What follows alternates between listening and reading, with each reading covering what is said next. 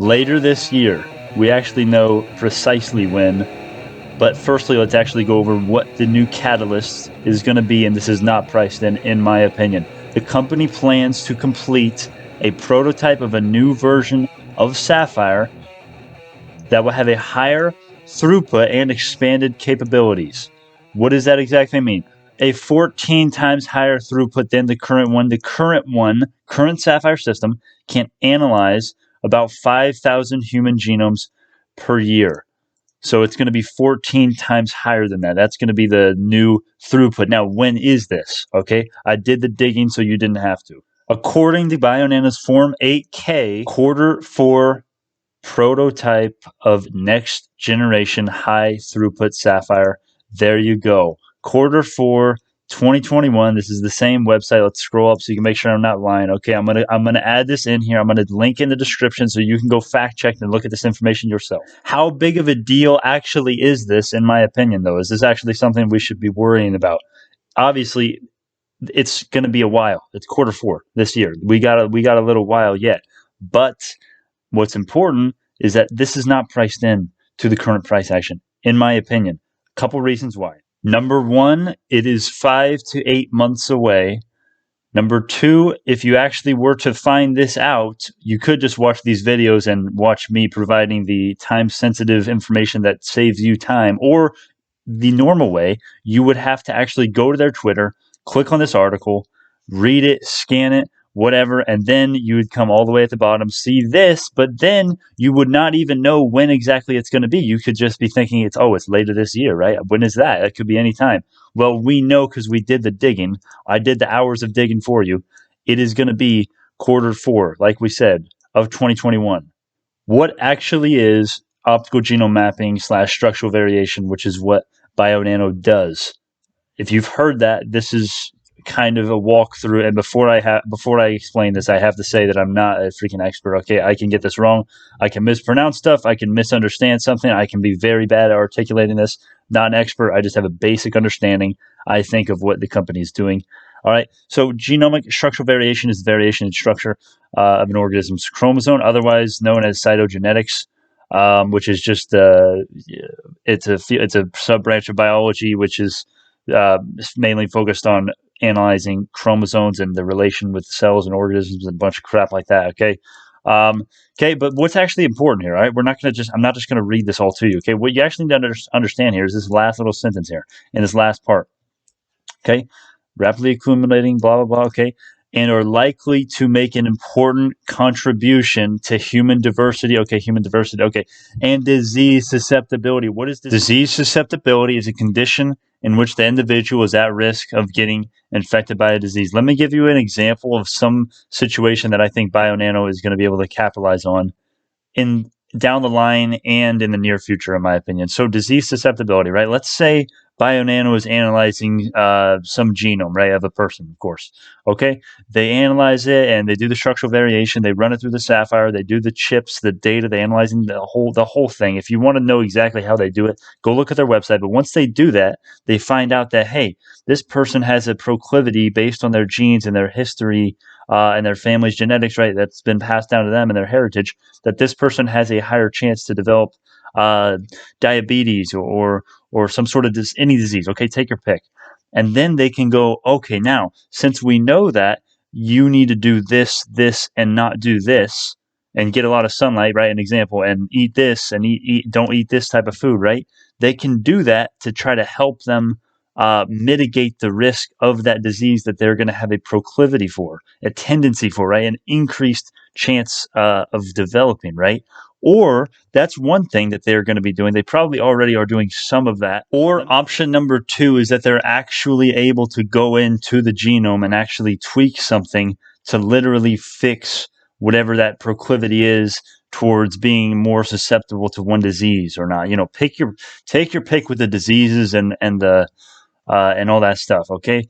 And I don't know how close they are to that, but those are just two solutions that I know I don't think many people are thinking about that kind of stuff. But I want you guys to let me know your feedback on those ideas in the comments. What actually is optical mapping? It is a technique for constructing ordered genome-wide high-resolution restriction maps from single-stranded molecules of DNA called optical maps. Okay, yeah, pretty complicated. That's quite a mouthful there.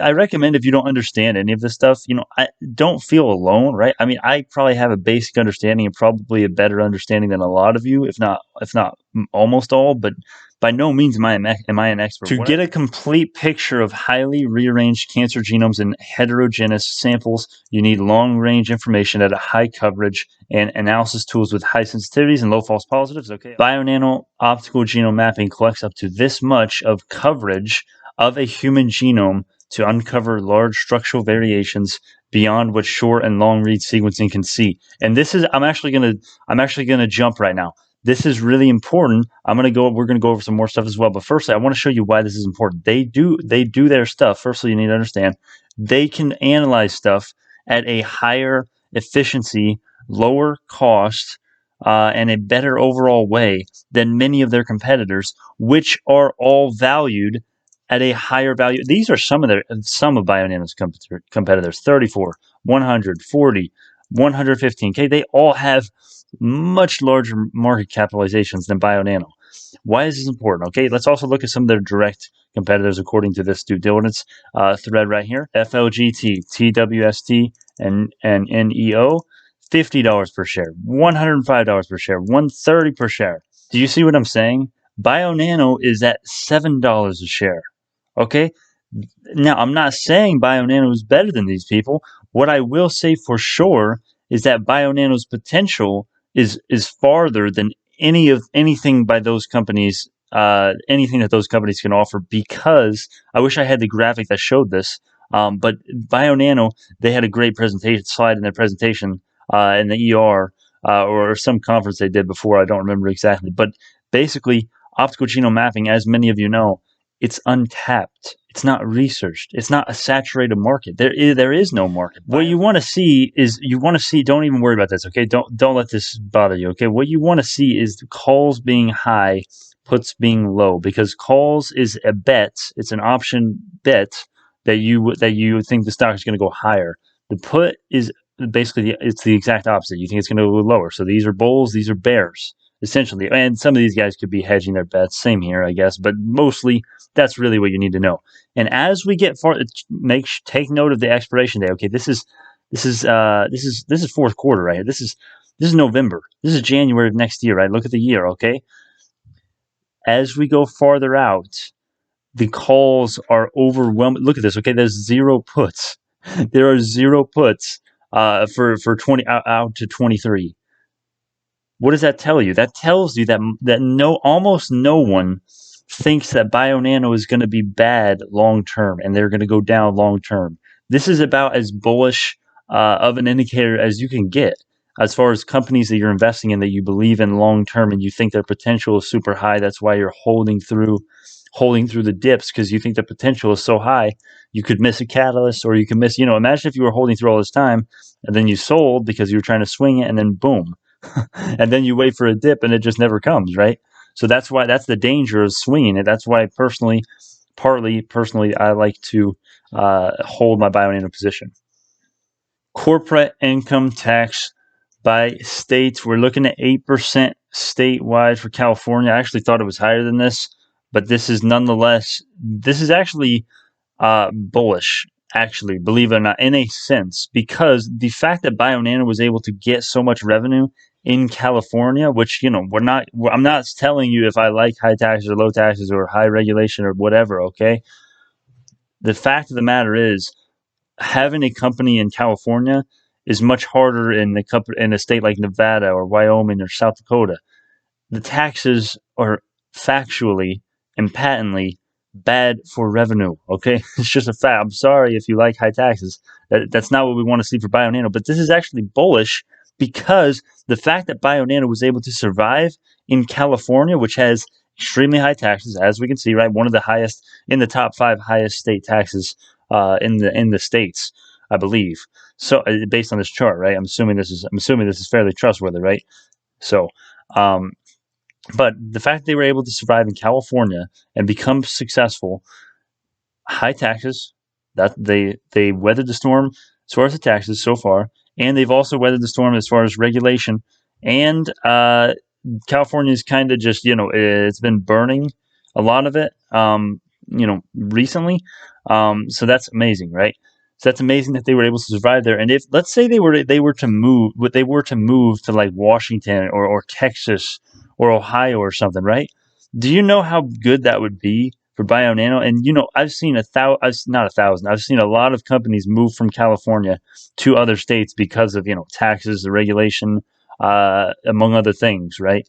So that is, if they were to move, right? I don't know what they're going to do, but if they were to move, that would that their revenue is automatically going way up, right? Instantly. Just because they don't have to deal with as many taxes and there's lower regulation, they can get more things done most likely. So that is something I want you to be aware of. And if you don't know why I'm actually doing California here, well, Bionanogenomics, if you did not know, they're based in San Diego. San Diego. Okay. Also, corporate tax 21%. Okay, I just want to tell you guys that they're already. This is just a little reiteration. Okay, they're being taxed a lot. A lot of their revenue is being hurt by taxes. 8 and 21%. That's basically 30% of their revenue is being taken from the government, right? So if they can survive in California, they can survive much easier and in a much, if they were to move to a more auspicious environment, right, they would be doing very, very well. What you need to know about California business laws, and again, guys, I'm not trying to be political. Okay, like don't say, oh, Brandon, why do you have to politicize this? All right, I'm not. Just listen to me, okay? Listen to me before you start typing your comments, okay? I think I'm being pretty fair. Let me know if you don't think so, but I think I am. So I'm going to say it. All right, California business laws. Basically, if you didn't know, California, all their laws, a lot of their laws are meant towards, whether you agree with this or not, it doesn't matter. They want to help the consumer at the expense of the business a lot of the time. And that doesn't mean that they're less auspicious business laws. I'm not saying they're good or bad, but for the business, it hurts them a lot of the time when you try to do, when you do higher minimum wages, when you do more employee, unions and union rights and, all this sort of stuff. And California, well, they like to do that stuff. Okay. It is pretty factual. I mean, I would say it's factual that regulation and higher minimum wages, and more union stuff that hurts business. Okay. If you disagree, all right, fine. I guess I'll just say that's my opinion. I think that's factually proven. I mean, if you just look it up, do some research, it's pretty clear, in my opinion. But that is good that Bionano has been able to survive in an environment like California, right? California is great, but for business, not so much, right? So, so this is actually good. If they were to move, they would be doing themselves probably a huge favor as far as the business aspect, right? As far as just pure revenue aspect. That would be very good. And if they were not to move, well, they've already succeeded this far. So that's good. They've succeeded in one of the hardest places to succeed in the States, in my opinion. So if they've done that already, who's to say they won't continue doing it, right? So that is bullish, in my opinion. I just wanted to let you guys know that we still are. This is still something to keep in mind. And I wanted to comment on the Ark speculation that has been going on. So did Ark get in on this, right? They did enter into a sales agreement, courtesy of Reuters, or however you say that. This could be Ark, okay? It could not be, but there's a chance, and I guarantee you, 0% of that is that idea is priced into the stock right now, because I'm just telling you right now, we are extremely undervalued, in my opinion. Okay, and I can just tell you that this is not priced in. None of what we were talking about today is priced in my opinion. But I wanted to let you guys know that an offering is somewhat priced in right now, really. Yeah, they could sell up to this much of their shares, and this could be. I want to also say this could be a good thing, right? Offerings actually usually are a good thing, long term and medium term, in my opinion, because they give the company a lot of cash. 350 million. Do you guys realize how much that is relative to Bionano? They are not even making 10 million a quarter. That's a ton. That is years worth of money right there, potentially, if they were being frugal. We kind of want them to be frugal. We want them to be frugal, but we also want them to be very aggressive in their business ambitions. We want them to be, acquiring companies, doing aggressive deals, company expansion, right? All these different things, marketing, extreme marketing, right? Everything that they can do. So we want them to have this money so they can do that, because that's going to promote their brand more than anything else, really. Taking a look at the fundamentals. 23% short volume ratio. Okay, these guys are going to cover sooner or later. Do not get this confused. Excuse me, with the short interest. This is short volume ratio. Out of these amount of shares, which was the total shares traded on Friday, 26th, and this was the amount that was traded in a short way. Either shorts taking up new positions or shorts that have not bought back yet and covered their shares. I usually just assume a fourth to half of these guys, 23%, is shorting, and they have not covered their position yet. So let's just say 10%. 10% of the total shares outstanding has been sold in a short way, and they have not covered yet. These guys are going to cover, in my opinion. They should be covering any moment, in my opinion, but we will see. Insider ownership 3%. All right, this decrease. Let's talk about this. Okay, let's talk about this. I told you last in the comments I would talk about this more on why the decrease in insider ownership is actually not a bad thing. Now, if you're an insider, now of course this is just an idea. This does not mean insider selling is not bad. No, of course it's bad, but it's not as bad as you think it is. If you think this is like, oh my gosh, okay, I need to consider trimming a little bit off my position because of this. No, in my opinion, absolutely not. This is why. Insiders, if you're an insider at a company, this is just one idea. There's plenty of ideas on this. Okay, there's plenty of reasons why you shouldn't freak out about this. But if you're in this company, right, and you invested back here, or you invested here, you bought some insider shares. You can do that if you're in a publicly traded company. You can get shares actually at a pretty nice discount a lot of the time. So they get their shares, and look at this. Okay, they do nothing literally for a while. They are just going downtrending. Imagine if you bought right back up here, right? You literally just literally like 2-3 years of just nothing going down, and then it spikes. And you know that in the past, Bionano has not done great.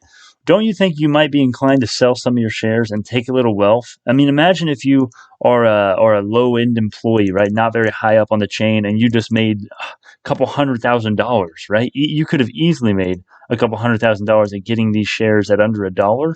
Getting like putting a small percentage of your paycheck in there for a couple months even, or a year or years, right? So a lot of them have been in the company for a long time, right? They are going to be inclined to take some off the top, right? They want to enjoy that wealth. They don't want to just leave it sitting there forever. That's what we as traders, we never do that, right? We can't expect insiders to just leave it in there forever, right? But anyways, I'm not going to rant too long.